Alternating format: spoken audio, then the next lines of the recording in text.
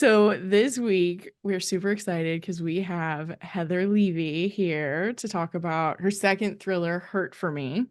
So welcome to Killing the Tea. Yeah. Hello. Hello, everyone. I'm so happy to be here talking We're with so y'all today. excited to have you on. Kate and I, for as long as we've been friends and have been doing this, I think that the only like really successful buddy read that we've had has been your book because like one of us usually like flies through it and the other one's like Yes. straggling behind or like we just both He loved means it that he so flies much. through them. Or I'll like ditch the book to read like a different genre, That's but true. yeah. But yeah, we had such an incredible experience Yes. buddy reading Hurt for Me. Hey, Yeah. that makes me so happy. Yes. I was reading like every chance because I was still like busy the like 2 days that it took me to read it, but like every chance I had, like the dogs are outside, I'm like, okay, I can get a couple pages in. Like I was just taking every bit of downtime that I could to read it. It was so fun. Yeah, Nice. it's such a good book. And Hmm. I well, I guess we can just start off with if you want to give people like an idea as to what the book's about. And then, as we talk about it, we will keep things spoiler free, we promise. Yeah. Yeah. Yeah, so and I'm like I'm so horrible at like explaining what a book's about, but okay, so just the gist, it's about a single mom dominatrix, and she becomes entangled in this dark underground uh BDSM group that is run by uh Oklahoma City's rich elites, and when one of her clients goes missing.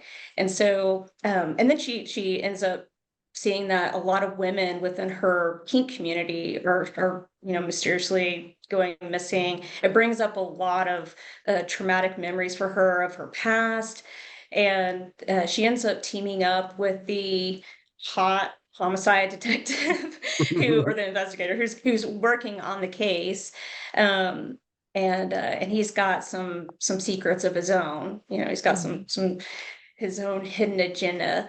So yeah, and the deeper they go into it, the more they realize that they could be putting their loved ones in danger as well. So that's kind of the gist. Yeah. That's no, You that's a can like really can good totally say That's a that really way better than good. I can. Yeah, no, that's really good. I always like get nervous like when I like tell people what a book's about because I never want to spoil anything. So Yeah. I'm like, just read the back of it. It's so good. That's why we end up Should reading do the that. Describe synopses. Yeah. actually did that with No, my debut. that I was was a just really reading good the back. description of it. Yeah, Yeah. yeah, that's an excellent description. Yeah. So I will say I love this book so much, and I think that it is like probably the most unique thriller that I've ever read because Oh. of like all of the aspects in the story of it and like Yes. the BDSM aspect not being for like I would think that like a lot of thrillers when they have that aspect in a book is for it to be a romantic thriller, for it to Mm. be like Yeah. sexy. And I really love the way that you wrote this character and her job in the BDSM community, as she looks at it the same way people look at it as going into an office Monday through Friday 9 to 5. Like she clocks Mhm. out, like this is not something for her like sexual gratification. This is her Mhm. job. I mean, yes, and yes. And I mean, I would argue that she does definitely get gratification out of it. Uh, but yes, she definitely does look at it as, okay, this is paying the bills. So Mhm. yeah, Right, just like right. and it's it's work I just think like any other work. in some ways what is making me think about is like she also feels really empowered in it, also because Yes. it's her job. And it's kind of like you can feel really empowered in your jobs in all kinds of ways. So that's where I kind of was agreeing with you, Gare, Yeah. on that part. Yeah. And I Yeah. mean, especially when you're, as the back cover says, calling the shots. She she's she's in control. So yeah, she's definitely getting that empowerment, um, and being able to dictate what her day looks like and like what Mhm. clients she's going to take. I mean, don't we all wish that we could do that? And just be like, Yes. I'm just going to work for a couple hours today. So Right? yeah, Yeah. and Yeah. hit and Yeah. hit people while I'm doing it. So Yes. Um, where did you get the idea for this book? yeah, okay, so um several years ago, or I should preface by saying I graduated from Oklahoma City University's Red Earth MFA program. It's a low residency program here in Oklahoma. And if you're familiar with Lou Burney, Long Far Away Gone, Dark Ride is his newest one. He was one of my mentors. He was actually my primary mentor during that time. Oh, And wow. when you graduate from the program, the great thing about it is that they let you, like, you have a lifetime ability to go in during any residency. They have like residencies twice a year, and you can learn. You can do workshops, and I just, like, I was kind of going through a little bit of a slump. This was before my debut even came out. And Mm. so I just happened to catch one of his workshops. I always tried to, like, back then when I had more time, I would always try to go to as many as I could. And I just happened to be able to go there. And he I think it was like, I think the workshop was getting your hook or something like that. Mhm. And I just threw, that was just like the first idea that came to me. I was like, a single mom dominatrix, and I just threw that out there, and just totally being silly. And then the idea just kind of like rooted. And I did actually, after walking through needles, after I had written that, I did try to work on that idea, and I just couldn't work it out. And then, came the book came out, my debut came out, and then here comes the pandemic, and Mhm. Mhm. and I'm like in a crazy writing slump. Like, I could not motivate Ugh. myself whatsoever. I was working on a project for a long time, for like months, and sent it to my agent, like sent a big, group of pages to her, and she's like, "Hey, can we get on a call?" And it was like Mm. not one of those good calls. Like, I already knew. I was Yeah. like, "Oh God." And so we get on the call, and she's like, "Yeah, so what else do you have?" And I'm like, "Yeah, I know." She's like, "Well, you could probably rework this." And we were kind of going through ideas, and she's like, "I could just tell you're just not excited about this." I'm like, "I'm not." I had just written a really dark. Just walking through needles it's a really dark mystery that does have it has heavy kink aspects to it. Um, I guess you could say it's more along the lines of dark romance, but not really. Like, it's just really messed up. They're all the trigger warnings, right?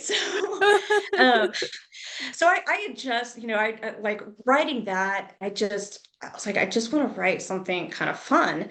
But I also know in my soul, like, it's hard for me to write anything that doesn't deal with some kind of dark aspect. So that's just me. It's what I love to read. It's what I love to write. And Yeah. so I started telling her about that idea for me, and at the point, like, I didn't have a title for it. Although I actually had the title before I had written the book, but it wasn't like I just had a title. Like, I just have running titles. Mhm. Mm. So I knew I was going to write something and name it that, sometime.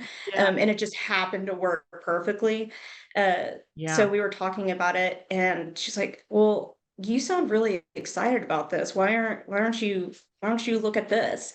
And this was like late spring last year, like right, like May-ish. Mhm. Um, and so I started writing on it, and I sent her the first group of pages. I think it was like 30 pages or whatever. And she never works on the weekends. Most agents, they like take their weekends off, and I totally respect that. And I got an email from her while we were at Pride. We were at Pride, so it was like June. And and I'm like, I don't know why I checked my email. I just Just randomly can't help saw, it. the email Yeah. from her, and I was like, oh God. And she loved it. She loved it. She's like, yes, yes, just keep on doing this. And then she also said, just send me pages as you're writing it. Like just send it to me in chunks. And I knew that was her way of like pushing me along because I kind of needed Yeah. it at that point. Yeah. Since I had been kind of, and not, sending her anything. And she's like, really need to get something out there, especially after, Walking Three Needles, because, it was nominated for an Anthony, and that there had been a lot of buzz. It had, had the New York Times and the LA Times reviews. And so she's like, we really need to get something out there. So Yeah. I wrote Hurt for Me in like 2.5 months. Like Wow. Wow. it was it was the probably going to be the only time that I've ever written like that. And it just came so fast and so easily. And then, she had her notes. And then whenever Amazon picked it up, Mhm. I was thinking they were going to have like a ton of changes, given the Mhm. nature of it. But Mhm. they didn't. Like, I really did not I had more revision hell with Walking Through Needles than I did with Hurt for Hmm. Me. So, Mhm. um, although the current book that I'm contracted is definitely gonna is gonna need a lot of revisions. Okay.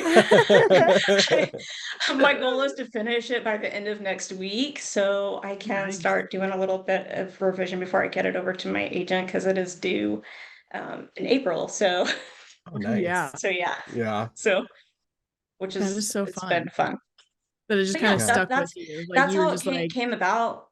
And the more I was thinking about it, I just I really love that idea of one being able to showcase someone doing sex work, uh, uh, but also processing their trauma through that empowerment that they found in that work. yeah.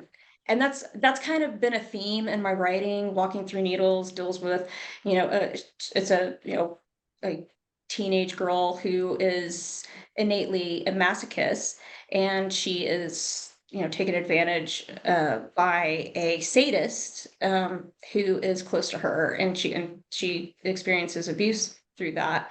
But it doesn't change the fact that that was still her sexuality. That was her Mhm. her identity long before that abuser came. So Mhm. and same thing with Rae, it was a little different because she develops that through the Mhm. process. It might have been something that had always been in her, and just through her contact with Viv, Mhm. that she just kind of goes deeper into that, and it becomes more a part of her life, a strong part of her life and her sexuality. Mhm. So yeah, I love being able to combine those things and show uh you know, women, or people in general, but women in particular, being able to find their voice and have that agency with their sexuality. So Yeah, totally. yeah.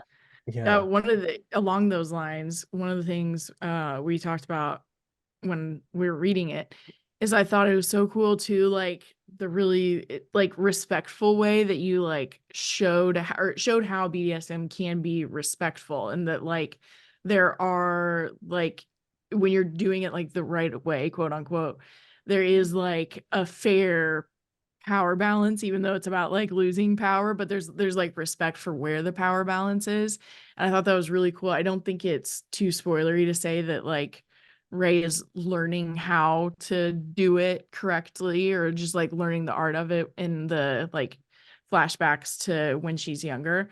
And I thought it was really cool because it's like I've always been aware of the community, but it was cool like really hearing how much respect is actually involved in it. Yeah, and with Rae, coming from the experiences that she had when she was younger, and being trafficked, uh, she really she didn't know about boundaries. Like her ability Mhm. to view boundaries clearly, had been really messed up. So, I thought that was I really wanted to show that. And also as an adult, like she's still kind of figuring out certain things in her interpersonal relationships. Like a client, it's very clear, like this is what I Yeah. want done, this is how long I want it to be done. And it's really easy to follow through with that. But Mhm. being in a romantic situation with a partner and exploring that with them was, it's a totally different thing. Um, Mhm. Mhm. but yeah, like I appreciate you saying that, because that was a big goal of mine. Mhm. I'm pretty open about the fact that I am a part of that community. And so that was like the biggest thing, was be able to show respect for the community, because I Yeah. know that people in the community are going to read it. Yeah. Yeah. And I came from the opposite end of things. Like my writing Walking Through Needles was like pretty easy for me to be in the headspace of my female main character, as a masochist. So this was very different for me, like being able Yeah. to write from that opposite end, and realizing really it's kind of it it is the same in a Yeah. lot of ways. Mhm. Um, you just have, I feel like there's a little bit more, I mean, there is more responsibility when you're topping Mhm. someone. So, Mhm. uh, but as far as like that power exchange and that respect and consent, all of those aspects are still the same.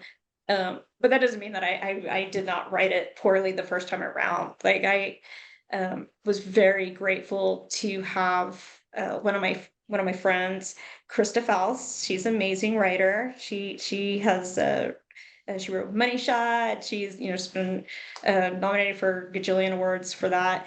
And she, if you haven't checked it out, I don't know if you're into graphic comics or anything, but she has an amazing graphic comic that she wrote called Hit Me, um, which she said in part was inspired from my first book. So I was just Oh, like, Oh wow. what? wow, that's so Um, cool. yeah, and I can't remember the name of the person who does the illustrations for it, but they are amazing.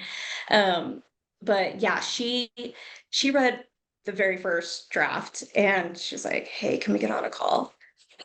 And I'm like, "Man, I'm tired of people The getting on dreaded calls with me." words. You're like, why do people keep saying this to me? And I was so nervous because I knew she was gonna have a lot to say. Yeah. And she's like, "Okay, I feel like you're this far away from her psyche, and you need to Mm. be, you know." And Yeah. so, like, we had just a long conversation, and she was really the first person who kind of was like, "Okay," because she used to be a professional dominatrix. So she's got all that experience. Mhm. And we kind of, after we had that conversation, I realized, okay, yeah, I just need to think about it from, like try to see it really kind of from my husband's perspective. And so we Right. had like a Yeah. lot of talks too. Yeah. Although I was the one who like got him into kinks. Like Right. he had a little difficulty trying to explain some things, but I'm like, okay, I think I get it now. Like I Mhm. think I can get this. I just have to like tap into that joy that she has Mhm. in what she's doing, and like wanting to get it right. Yeah. Because Mhm. it's as a masochist, you just like take it. Yeah. Right. I mean, your responsibility is being able to voice what you want, and then you just, Right. you know, and Yeah. then Yeah. and then being able to say, "Hey, that's crossing a line for me," or whatever. So, Mhm. yeah. So it was just a matter of getting in that headspace, and Krista was amazing with helping me with that. And then after I sent her the revision, she's like, "Yes." I love that. I remember reading that in the acknowledgments about her as well. I thought that was cool that like that it is that you are like writing a perspective that's not just yours. Like that probably has to like stretch your writing abilities too, to like kind of get into that Yeah. headspace. Yeah, and I didn't want you know, just like with Rae, I didn't want anything to come across as judgmental. Because Mm-hmm. honestly, I don't nothing surprises or shocks me. Mm-hmm. So, you know, I've seen people playing, doing blood cupping, and Oh I'll yeah. let you look that up. But Yeah. so, you know, people into medical play and stuff. Although I don't know how people are doing that now with COVID. I think a lot Yeah. of things have changed with COVID, is with people playing Yeah. in public spaces. But um, Right. but yeah, like I did not want to come across at all as judging anyone's kink. I just wanted to come across as, okay, there is a right and a wrong way to practice BDSM. Mm-hmm. And obviously those, you know, that's pretty clear in the book, like Yeah. Yeah. what is consent, what is not consent. Yep. Um, uh, but then, you know, there are some kind of blurred lines there too, which I won't Yeah. go into because I know you know, because but it's, you know, that would be too spoilery. Yeah. Right. Totally. And there's so many different aspects to sex work now. With people having like OnlyFans and like cam shows and things like that. I thought the way that you wrote a sex worker was so respectful. And so that's what I was going to ask you, is if there was any um, like how invasive the research was into this, because I think that for writing a book about not only sex work, but also in that kink community, that you were so respectful. And I think that you will actually open a lot of people's eyes who kind of shy away from that aspect, or who still kind of view it as something that's like taboo. And Mm-hmm. the way that you wrote it was just so respectful, but also like really eye-opening, and like you said, like with consent, and how it really does play out. Yeah, you know, I do know quite a few people who have been or are in, you know, various aspects of sex work. Um, and I also kind of like, you know, I think some people, they view themselves as sex workers, and then some who do different types of work, like you know, dominating work, they don't put themselves in that category. So I think that's kind of a, you know, that's a whole other aspect. So I spoke with a lot of people about that. You know, some I could not mention at all in my acknowledgments, though I Right. wanted to. Uh, Yeah. but you know, the people who, I would say most people, as far as like dominatrix dominatrix work, they do see themselves as sex workers. I can't say that, you know, I've known I've known a couple of people who do sex work. Hmm. And you know, some have not had good experiences. They're not in it any longer. Some, you know, have done it because they, out of necessity. Right. Yeah. You know, because they were in bad situations. So, you know, it's not always it's not all like the fun, sexy like that's, you know, necessarily presented in a lot of works. Um, but for people who are doing it, who want to do it, who have full agency, uh, they, you know, they do feel that they are in a position where they can't really talk about it publicly because, one, you know, some of them have kids, you know, just Hmm. like Rae, and they have a fear of repercussions of that. Um, I mean, I know, even talking about it publicly myself and having kids, like it was really kind of, okay, how much do I want to say? Mhm. But I've got a story that goes along that I We're can here tell for you in the a second. stories. Um, Yeah. okay, I go on tangents, so you have to like kind of like, you It's know, okay. I try not to go on tangents. My husband's like, don't go on too many tangents, because I'll forget where I'm at, and then I like will forget the original question. You're fine. But yeah, so Yeah. I'll just say yes. It was I spoke with a lot of people who are in sex work. It was really really important to be able to show their voices in some aspects within the story.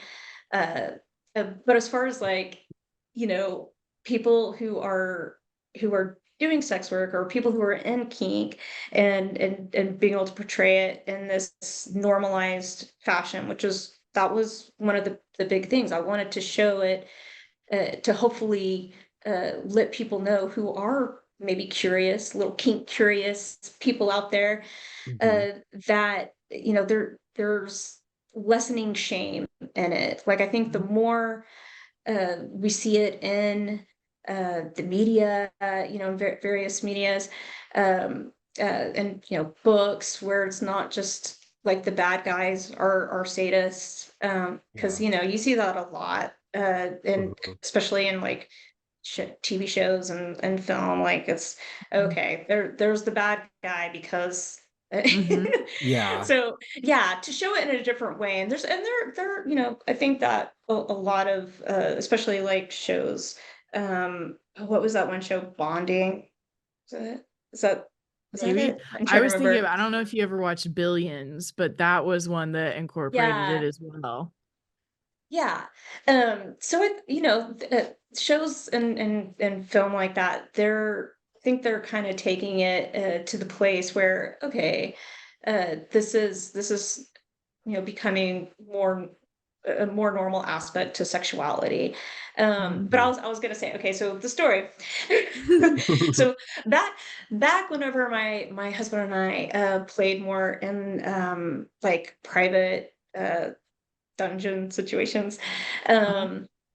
Um, we our son, he was like pretty young at the time, and like so he was in daycare, and we were at one of the play parties that with some friends, and this couple looking over at us, and they just like kept just eyeing us forever, and then they were looking around at what like the various scenes that were going on, and and they finally came over to us, and they were like, "Hey, I think we know you." And they did look familiar, but I could not place them whatsoever. And they're like, "Yeah, doesn't your kid go to our like the same daycare as us?" Oh. We're like, "Oh." I'm like, "Yeah." And then they like they kept like asking certain questions that you know, they're like, what's going on over there?" Like somebody was on a St. Andrew's cross getting whipped, and there was like another scene going on, and they just looked so confused, and and then they're like, "Well, you know, is there like a place where people are like kind of, you know, hooking up basically?" And and I'm like, "Oh, what kind of party do you think this is?" And they were there for, they thought they were going on like the space had like a swingers night, like they would do swingers Oh. nights, so they thought they were there for a swingers party, and I'm like, "Oh no, that's not tonight." And no, we don't do that. Yeah. So, Yeah. um, but that's like kind of a whole other thing too. There are so many, uh, you know, misconceptions about Yeah. kink in general. You know, a lot Mhm. of people who assume, okay, if you're into one certain aspect of it, then you must be into this. Like, oh, you want to Yeah. be into orgies or whatever. And Mhm. you know, there are people who are asexual who are into BDSM. So like that, Yeah. yeah, so there's not always like a sexual aspect to it. Mhm. You know, like you're talking about the power exchange, there's a lot, like 99% of it is mental, of Mhm. what's going on. So yeah, it was just hilarious. But it was also one of those eye-opening moments that made me realize just how many like just normal people, you know, that Yeah. you see in your daily lives. Right. Yeah. Um, and after I guess you could say, after I came out, Yeah. uh, whenever I had written an article like many years ago, Mm. and I started having like people read it, and they started contacting me and asking me questions, and then there were a lot of people who had a lot to say about that in a negative way too. But for the most part, people were very positive and curious, and they were asking questions about like how do I get introduce some of this into my own life, and so I Mhm. kind of told them, because I mean I didn't have that either. I was this Right. like teenage kid who was you know doing various things to cause myself pain, and because Mm. I knew that that's what I Mhm. liked, but I had no idea what that was. It wasn't until I Mm. saw like one of those late night HBO specials, and then I was like, oh, there's like a whole bunch of people like this. Yeah. Yeah, so it was like, okay. Um, but yeah, like it's so there's so many people who are into it. Like, I have so many people who came up to me after my debut, and they're like, "Oh yeah, I'm into this." Like, there was a whole group of, I won't say who in the writing world, but there were like a whole bunch of writers who were like talking about it, Oh, and nice. it just opened up so many conversations, and it was exciting to see that, and Mhm. that's why I wanted, like, it was really easy in the book to just be able Mhm. to present it in kind of an educational way because Ray was Yeah. being educated. So, Right, Yeah. right. but I was trying not to make it like too like, here you go. Yeah, yeah. No, I thought it was very, like, educational, and that's why Yeah. I was like, there must have been a lot of, research that would have had to go into something like this because I don't think that, not to say anything against any other authors, but I don't think that anybody else would be able to tell this story with so Mhm, much respect in all of the aspects that you could. mhm, You. Well, I mean, that's like really, that makes me so, that's the happiest thing that makes me so happy to hear that, because that was such um, that was like the thing I was worried about the most with writing this book. mm, Was just how the community was going to be viewed because of it. mhm, Um, but yeah, I have certainly read a lot of books where I can immediately tell that they like are not coming from a place of knowledge on it. Yeah. yeah, And it's frustrating, whenever that happens. I mean, I'm sure it's like, it's just as frustrating whenever like a person of color or somebody, who's in the queer community, like Mhm. sees representation, and you're like, but Yeah. yeah, so yeah, it's very much like that. And I've had a lot of, like, since my first book came out, and with this book coming out, I've had a lot of like fellow writers contact me, and I've had conversations with them by phone, like, Mhm. asking me questions involving kink. Like, they want to, because they're writing something that involves kink, and they want to get it right. mm. And Yeah. I appreciate that. I'm like, yeah, I guess there's a kink sensitivity reader. So Right? Yeah, well, I mean, I would assume there would That be checks out too. though. Yeah. Yeah, yeah, because like you said, I mean, it's like anything else, like, I've actually, watched, like, different documentaries on sex work and, some of the things that people have to go to or go through regarding, like, shame, like, Mm, there's been people who I think there was, like, one I saw on HBO, and it was about a girl who was a cam model, and she was like, I think I know what you're talking about.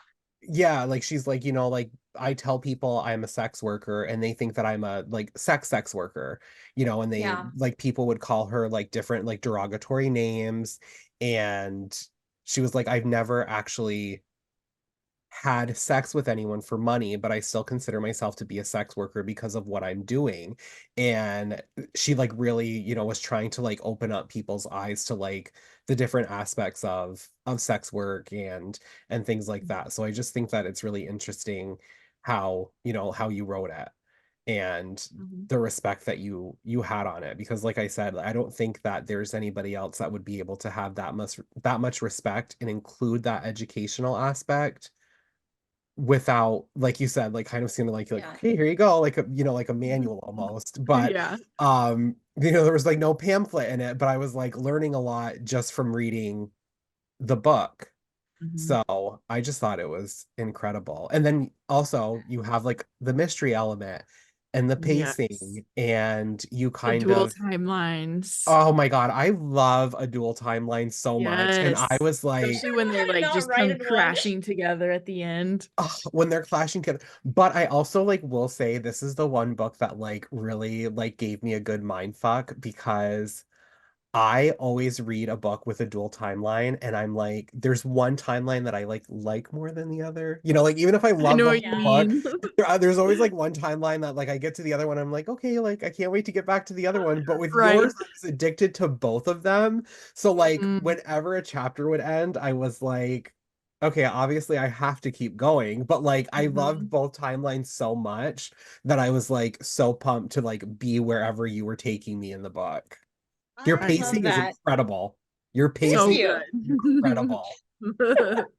That's one thing that's one thing I'm struggling with my current book. And I'm trying to tell myself, it was kind of funny. I'm sure my agent will hate me saying this, but like whenever they whenever they announced my next book, I think they put it out as a thriller, and I'm like, what? Because that wasn't even like Hurt for Me.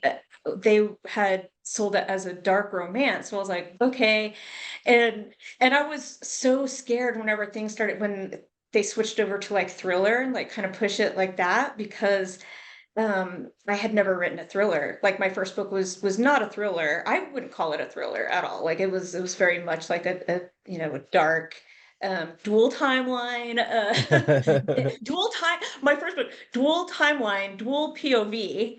So Ooh. Love. just because I wanted to torture myself that much. Right. Yeah. um but writing that way, I don't know, it just like I feel like it is tricky, yes, but it feels so natural to me. Like I Mhm. don't, That's it just incredible. feels natural. Yeah. And the current book that I'm writing, like it's a dual timeline, but a single POV. So like Ray's, but there's also um, an additional POV, like with a one of the characters, their journal. So Mm. and I'm like, and I had to be careful about that too, because I'm like, I don't want to have, I didn't want to have anything, when you see like people, what am I trying to say? Like they're like, I'll just throw in a journal to like get information out. Oh Oh And I'm like, I yeah. yeah, don't want to do yeah. Yeah. that. But it's definitely like this one is definitely like kind of, I guess, leaning more on the dark romance, because I honestly, I didn't realize what a dark romance was until I was reading some reviews, which I now know not to do that. Oh yeah. Like Yeah, I'm everyone sure. kept saying, don't read the reviews, especially like the Amazon first reads reviews, and I'm like, okay, Yeah. because it's just what are like People who anyone maybe don't was even know reading the it. genre. Yeah. Right. Yeah. And I was like, is that what dark romance is? Like, okay, well, whenever, and I would say probably most writers feel the same way. Mhm. Yeah. Maybe I shouldn't speak for them, but I'll say most writers feel the same way, that like you're just Mhm. writing the book. You're just writing the book, Hmm. Yeah. and then however it's marketed is how it's marketed. Mm. And I think as you kind of, because I'm so early in my career, Mhm. I haven't really thought about those things like, oh, I need to include this trope, Mm. because people are Yeah. going to be looking for it. Uh, so I kind of go into it blind a little bit, and now, like with this current book that I'm working on, I'm like, Mhm. okay, now I'm like more aware of it. So yeah, and I hate that. I think that's like what kind of trips for me personally, it trips me up. So I'm like, okay, I'm just gonna write. And if I love it, then that's all that really matters. And then whatever happens, happens. And they'll come Yeah. back and they'll tell me whatever. Mhm. But I just kind of like forewarned my agent, because I'm gonna send it to her right before she like goes out of the country to go visit some family, and I'm like, it's gonna be different. It's different.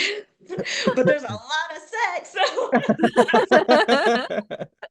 I would say it's steamier than hurt for me, because it's Yeah. like coming from, I think whenever Mhm. you have characters that are new to each other, like there's that excitement, yeah. Yeah. A little Whenever bit of there's any, angst. yeah, there's a little bit of angst, a little That's my bit favorite. enemies to lovers. I Oh, don't I know, love like enemies to lovers. I know, You're right? like, you wrote his I do dream too. book. I'm so excited.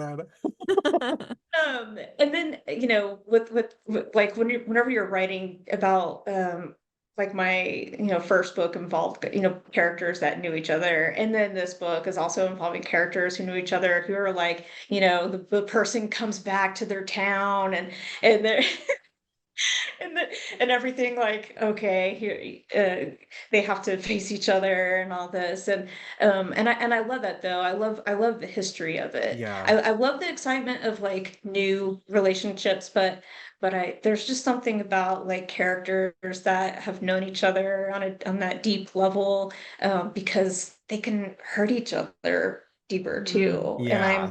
And this Mhm. book definitely deals with this. So Yeah. You are I'm like, oh. talking right up Gare's alley.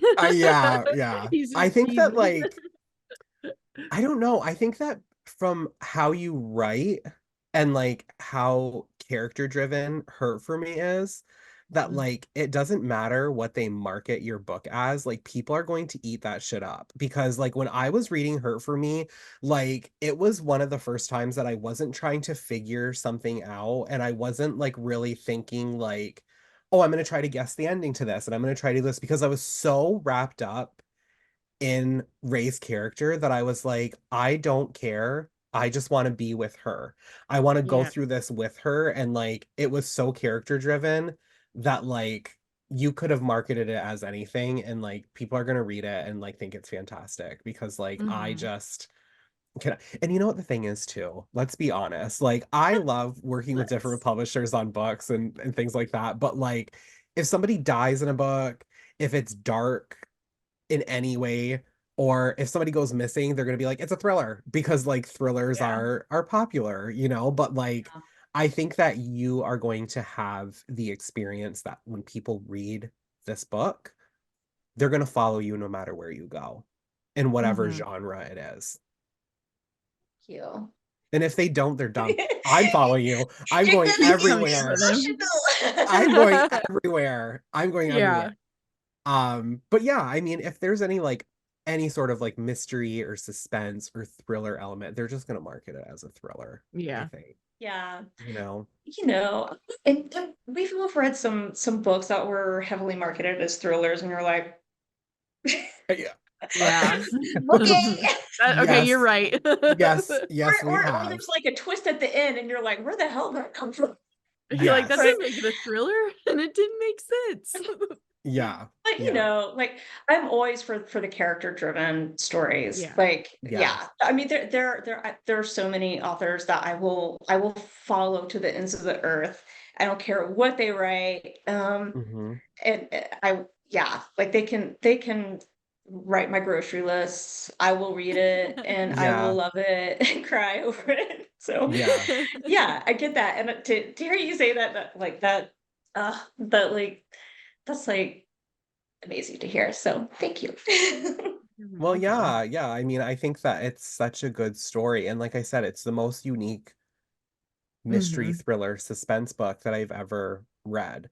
Yeah. And, initially going into it, when it was presented to me, I was like, I actually told this to Kate. There are some times when something is marketed as a romantic suspense, or you believe that it's a romantic suspense, that there's so much focus on like the romance part that Mhm. like the the reason that you're here kind of like falls on the back burner. And I just did not feel that way with this one. You know, like there were just so many elements going on. It's almost like a genre like tornado, you know, like Yeah. everything that you're trying to hit in the book is like happening. It's not like Mhm. somebody goes missing on page 1 and then you revisit it on page 150. You know, and I've Yeah. read stories like Yeah. that, you know, but yeah, Yeah. I think that you having a book that is very character driven with a character that people really feel for and can connect to in whatever aspect that they can, and being with that person side by side as they go through all of these different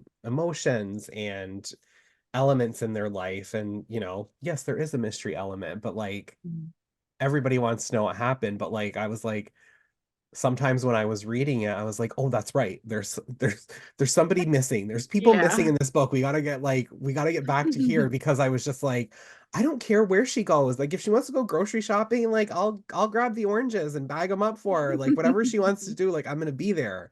And I think that there's also probably a lot of your voice in that character too, you Yeah. know? But, And I mean, it's hard not to have your that's just how it is. Oh, yeah. Um, yeah. um, and I, anytime that I'm writing a character, I try to think, okay, I still have to make these decisions. Like these decisions, like are their decisions. And there's a Yeah. certain part. There's a point when you're writing, because like whenever I'm first writing, I don't know who the hell they are. I am I am not one of those. I wish I were. I am 100% a pantser. I try like the book that I'm working on. I'm really like I have like a synopsis that I'm working off of, and I'm trying to follow it, and I am not. um, uh, but I'm not one of those people either. Like I know so many writer friends who like they will write pages and pages about their character, like what is their favorite food and all these Mm. things, and like go over just like it's just amazingly detailed. And I write the voice like I have an initial idea of the voice, Mhm. and then as I'm writing, then I really understand them, and it's like, oh, okay, this is what they're wanting to do. And sometimes the character will do something that I hadn't intended for them to do, Yeah. and I'm like, I'll just go with it. So Yeah. and so a lot of hurt for me was just kind of, okay, this is the ride that we're going on. And I Mhm. Yeah. almost felt like I didn't have a lot of control or say in it. And when it gets to that point, when like I'm writing a character, that's when I know this character is now living, breathing, independent Mm. of me. I don't Mhm. know, Yeah. that's like a weird way to describe it, but like that, it feels like that. It feels like, okay, um, and that's when it, gets so hard whenever you hit the end, and it's like, oh, okay, I just want to immediately write another book with this character. But Yeah. it's like you Right. can't, because like that's their story, Mhm. unless you're writing a series. And Yeah. I've never had a desire to write a series, but I am writing like the book that I'm working on right now, and then the book that I will be working on afterwards, which is dealing with the burlesque world. Oh, I'm Mm. obsessed nice. with burlesque. I'm actually going to a burlesque festival here in Oklahoma City this weekend. It's the second Cool. annual Weirdlesque Fest, so it has like all kinds of burlesque work, like traditional, classic, fetish, nerdy kind, cosplay, all that Oh, fun stuff. cool. Yeah. So I'll be working on a book. I'm really excited about doing some research on that. A lot of my friends are burlesque workers, so Mhm. Cool. and that's another. A lot of them do consider themselves to be sex workers, so it's a different Yeah. Yeah. type of sex work. But yeah, so like this, her for me, the book I'm working on next has a character that is from the same world as Rae and Dayton. Oh, that's And then the Oh, cool. next book will also have like people within that world. So you'll see, you may see some people pop up here That and is there. so that's so fun. cool. Yeah. So, but yeah, like just people within the world, they may be like somewhere in the background, like in Hurt for Me, and you'll be like, oh, Mhm. like, Yeah. does that person Yeah. seem familiar? That's really interesting But too, because like I yeah, was gonna say to you, like if you don't want to say goodbye to Rae, you could always just have her be like, just like pop up somewhere just to say hi or Yeah. something. right. And yeah, so that's really cool that you say that because I really like that too. I think Jennifer Hillier does that a lot. Mm. Yes. Yeah, Oh Mhm. my gosh, she's one of my favorites. I yeah, love Jennifer. me too. Me too. I love her so much, but I love that she has like some characters that pop up in different books. Mhm. Yeah. It's so fun to Um, spot them. Hmm. oh my gosh, she needs to just write faster. Like, Right? We were I just talking about know. and she's got a young kid, so I understand Yeah. that. I mean, I don't even know how, like when people were like, how do you even, what do you write? I'm like, 2 hours every night. That's like my schedule. I had to have like a really um after Hurt for Me, I had Hmm. to like have a really strict schedule and Mm. just like kind of Yeah. killing myself with getting this book because as soon as like I had a deadline for it, 'cause it's the first time that I've sold a book on pitch. Hmm. Um and I did not realize how fast they wanted it. Yeah. And I'm like, oh, Yeah. okay. So, I mean, I guess the good thing is, they apparently don't mind. Like they know that it's going to be like pretty rough. They expect Hmm. that. Yeah. But my type A personality, I'm like a perfectionist, so Right? Yeah. it's really, really hard for me to say, okay, I know. here's a book that I know is not where it needs to be. Yeah. Yeah. So I don't know. That first It's going to be draft. hard. So Yeah. we'll see how that goes. Yeah. We've I just talked hope to a I get lot to of work with the same people. editor. So Yeah, Yeah. yeah. We've talked to like a lot of people, and I always like find that to be very interesting when Mhm. they are promoting and releasing a book and they're already working on something different because like Mhm. for me, just being a little like I like to be a little lazy daisy, have a soft life every now and then, but like I would be like, let me enjoy the release of this book for like six Right. months before I start writing something because it must be like Yeah. kind of tough to be like celebrating and promoting this story that like you put a lot of heart and effort into and Mhm. like is like blood, sweat, and tears, and then you're also like trying to enter into this other story as you write it at the yeah. same time. So I can Yeah. imagine that's like a lot. Yeah, I mean, really, the hardest thing is with my head being in the headspace of my Yeah. current book, Yeah. Yeah. and then having to like it's fun like just talking with y'all because I'm sure the first ones I've really have talked about the book with so far. It's like it's fun being able to talk about it and revisit those characters and those themes. Yeah. Um, but at the same time, I imagine it's something, it's kind of like somebody who's bilingual, which I am not, and they're like, they might have like the other language going on in their head, like switching Yeah. in Yeah. between. Yeah. That's that's what it feels like. It feels like kind of, oh, all right, now I gotta like really kind of think about this. Yeah. Uh, but yeah, it is hard. I'm not gonna lie. Like trying to promote a book while you're still working on the next book. Mhm. Yeah. And with Amazon, uh, they I think for the most part, they like for their authors to have a book out a year. Mhm. Mhm. So it kind of comes out at the same time. So I'll like the next book is planned for I think around the same time that Hurt for Me is out. So it'll be like Mhm. a February release. Uh and I'm just like, okay. I do want to have like I want to have a breather, but I really can't have Yeah. Yeah. one because I will be in the middle of edits and then I will have to Yeah. immediately work on the next book.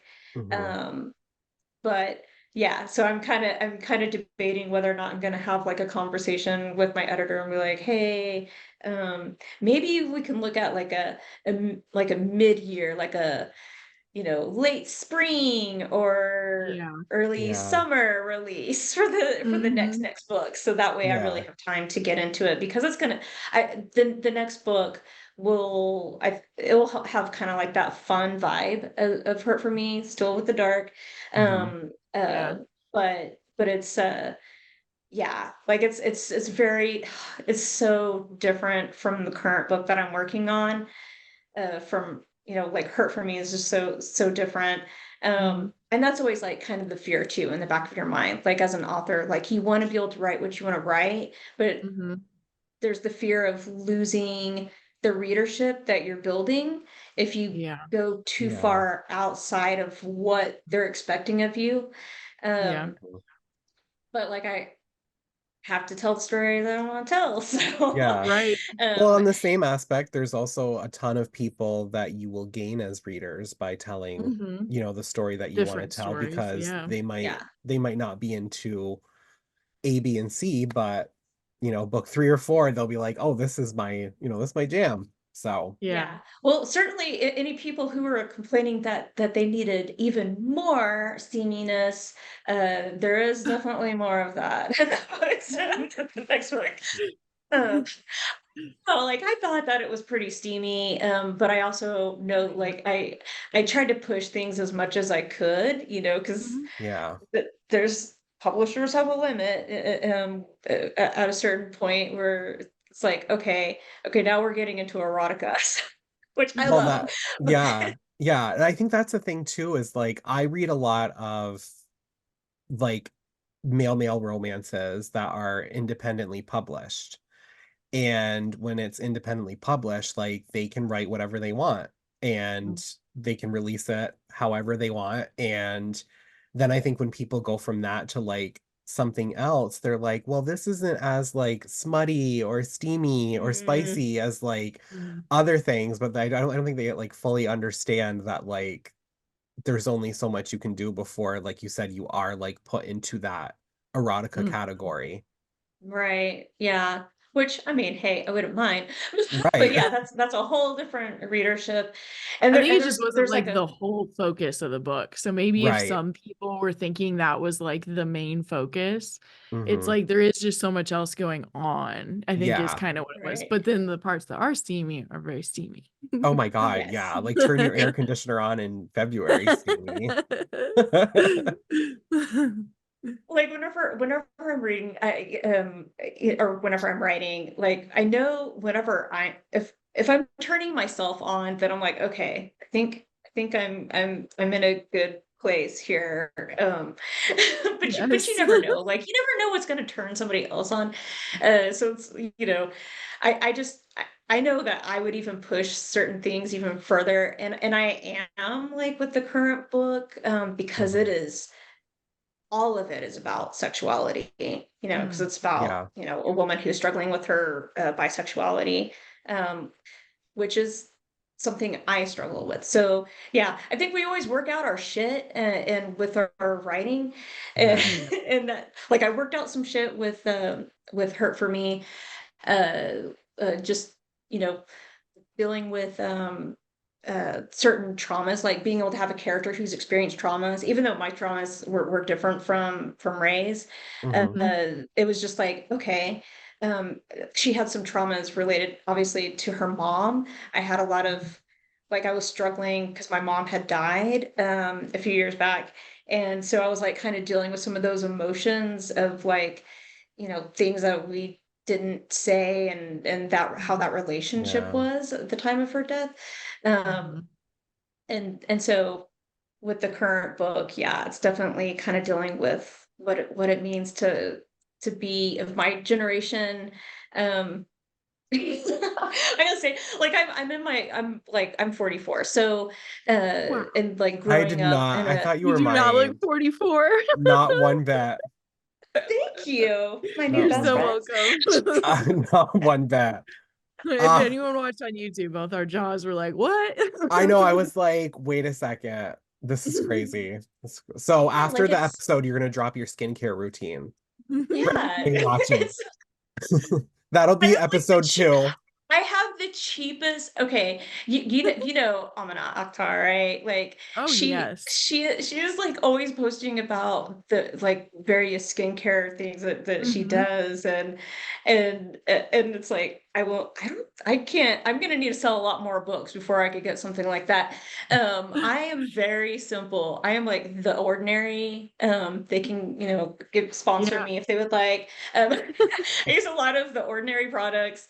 Yeah, that's really it. Like a CeraVe night cream. Yeah. My friend Shelly swears by CeraVe. Yeah. I love it.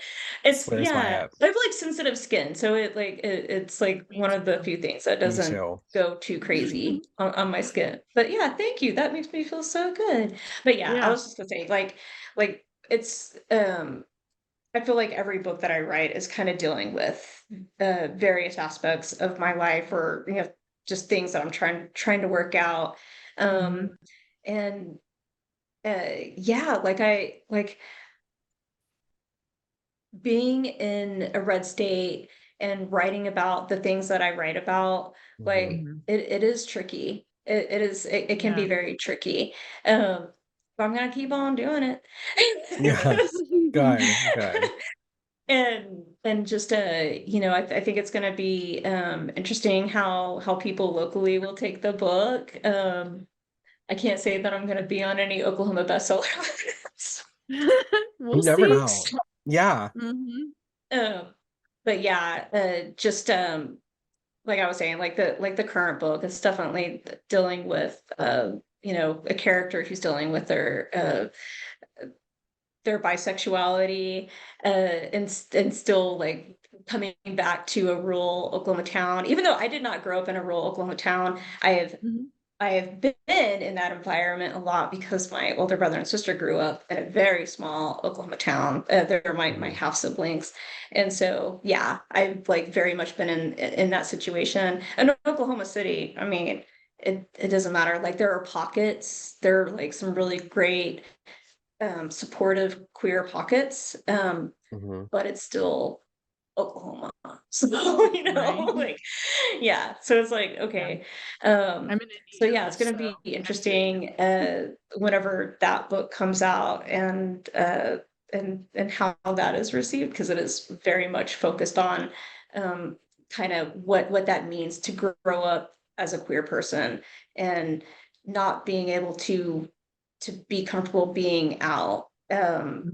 Yeah. with your family, or even with like some of your friends. And I know so many people who do come out at a later age, Mhm. Mhm. like me. And so it's like, and then you get the questions of, oh well, you're married with a kid, you have kids, and I'm like, I think that happens a lot with women in particular. Yes. Yeah. um That's like yeah, I that think Yeah. there's just a lot. interview uh with Anna Paquin when he's like, "So you're not a practicing bisexual just because she was married to a man?" And she's like, Yeah. "Well, no, I'm married to a man." Right. I'm like, that doesn't change like who I'm Right. attracted to. Yeah. Right. And I'm very lucky that I have a supportive spouse who uh he totally understands Mhm. like the kink aspects of me, and Mhm. the my attractions. We get to watch, I don't know if you've watched on Max, Naked Attraction. We just finished I keep all hearing 6 about it. seasons. I Uh-huh. I'm haven't so heard of it. sad because we just finished it all, and Uh-huh. it's just a fun show for us to watch because I'm I bet. like either way, I'm gold. Like if they're Yeah. showing like 6 naked women or 6 naked Yes. men, You're good. or even like a trans person thrown in, I'm like, yeah. Like, Yeah. so yeah, like I think it's just it's important that as a writer you just continue to write what's from your heart, because Mhm. I think that's what the readers are going to connect with, and that's Yeah. always going to be my goal, is to stay true to myself. And then whatever publishers want to do, if they don't want to publish it, I'll find another publisher. Yep. Yeah.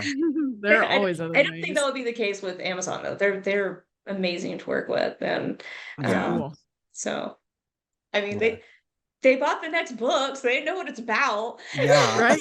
They saw Right. everything, so Yeah. Yeah. Well, we'll They know what definitely they're be there to getting. read it. Yes, Yeah. definitely. Yeah. I'm very excited for the world to read Her for Me. And I'm And very right excited. now, it's available for Kindle First Reads. So, or is Oh, it Amazon cool. First Reads or is it Kindle Amazon First first Reads? reads, yeah. Amazon First Reads. Cool. So, anyone who's like subscribed to that, you can read it as one of your free picks this month. So, you can Yeah. read it right now if you wanted to. Mhm. And if you don't have Prime, you can still pick it up for like $1.99. What? Yeah.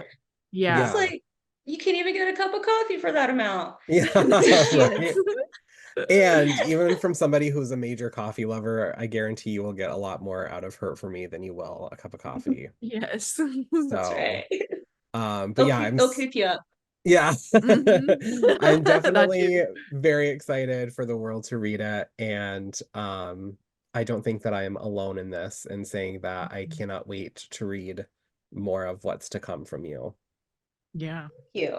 Yeah. Mhm. It's so great talking with you all. Yeah. Well, Yeah, I'm you glad you too. hung out with us tonight. And thank you so much for hanging out with us and, being so open and the Mhm. conversation and, just being who you are because the world could definitely use more people like you. Thank Mhm. you. And they need more people like you too. Well, we love You you. have the best podcast. Like everyone Oh. should listen. Oh, Like, thank you so much. you go so deep. I love it. So Yeah.